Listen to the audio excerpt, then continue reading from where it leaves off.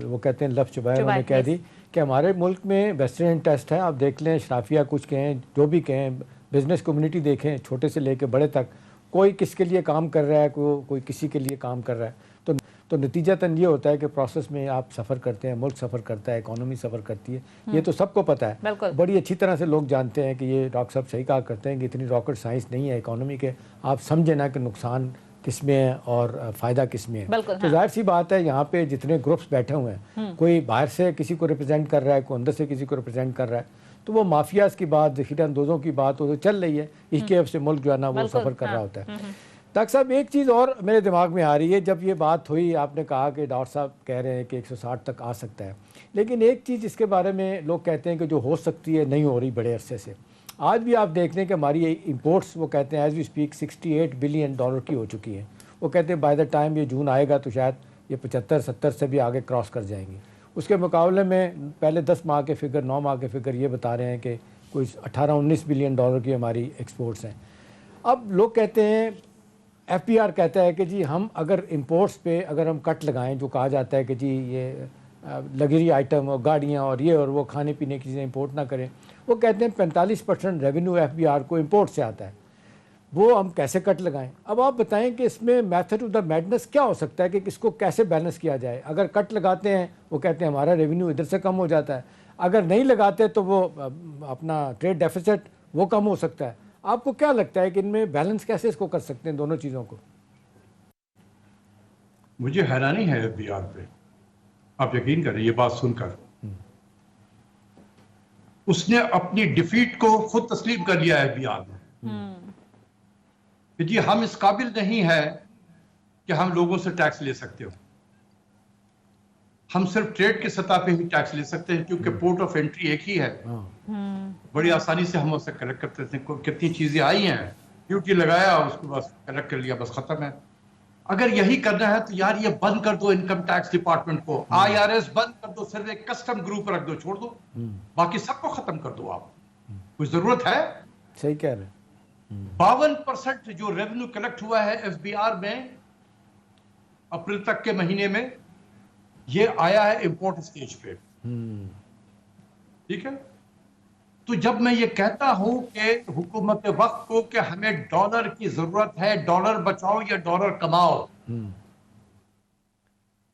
تو ڈالر کیسے بچایا جائے گا؟ ڈالر کی لیکیج کو روکے. اور لیکیج کہاں ہے ڈالر کی لیکیج؟ یہ جو ہم نان ایسنشل امپورٹس پاگلوں کی طرح امپورٹ کیے چلے جا رہے ہیں, اس پہ پابندی لگائے. ایک کمیٹی بنا دو جو 10 سے 15 آئٹم کو آئیڈینٹیفائی کرے جو فاسٹ موونگ ہو, ہائی ویلو ہو اور نان ایسنشل ہو.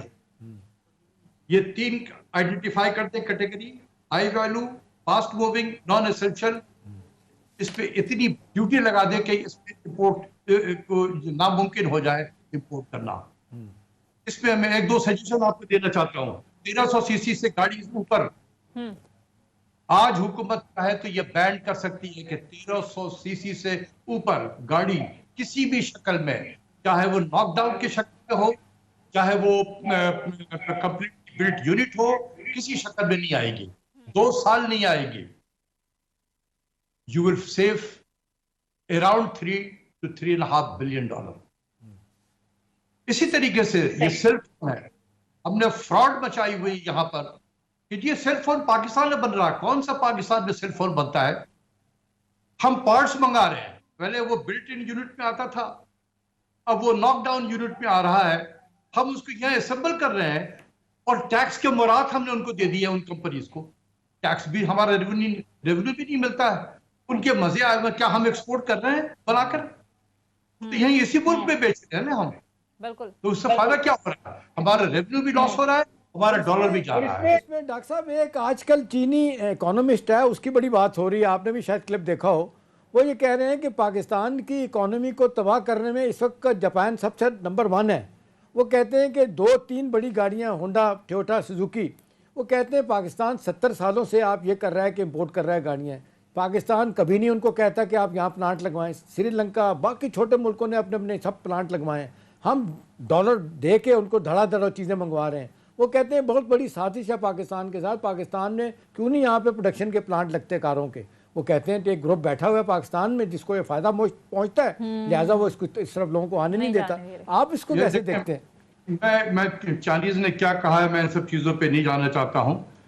میں اپنی بات کرتا ہوں. دیکھیں جس طریقے سے ہم گاڑیاں امپورٹ کر رہے ہیں، جتنی گاڑیاں سڑکوں پہ آئیں گی اتنا ہی پیٹرول کی ڈیمانڈ بڑھے گی. بالکل ہاں ٹھیک ہے.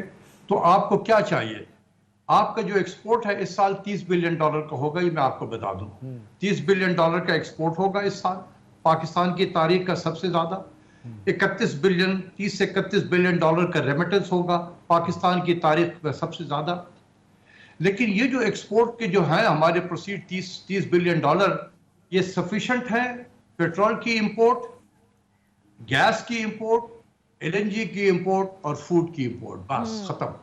اچھا صحیح ٹھیک ہے. اب کیوں آپ گاڑیاں اتنے لا رہے ہو کہ پیٹرول کی ڈیمانڈ بڑھ رہی ہے؟ تو آپ گاڑی کو روکیں تاکہ پیٹرول کی ڈیمانڈ کم ہو. نمبر 1. ایک اور میں سجیشن دینا چاہتا ہوں آپ کے پروگرام کے ذریعے سے. دیکھیں یہ ہم نے 5 دن ہم سرکاری دفتر جو ہے 5 دن کھلا کرتے تھے، ہم نے 6 دن کر دیا ہے. یہ ظلم ہوا ہے، یہ ظلم ہوا ہے.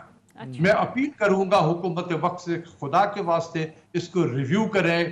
پاکستان اس کا متحمل نہیں ہو سکتا ہے 6 دن کے دفتر کے لیے. آپ دیکھیں کہ ہم جو ہر مہینے 1 بلین لیٹر سے زیادہ پیٹرول امپورٹ کرتے ہیں. ہمارا کنزمپشن جو ہے ملک میں کنزمپشن 1 بلین لیٹر سے زیادہ ہے. ہر مہینے میں 34 million litre per day petrol کی کنزمپشن ہے ہماری.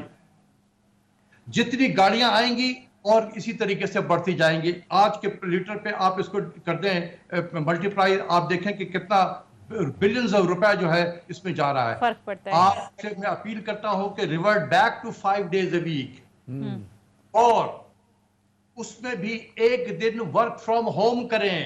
کوئی پاکستان کی پروڈکٹیوٹی پہ کوئی فرق نہیں پڑے گا. میں آفیسز کی بات کر رہا ہوں.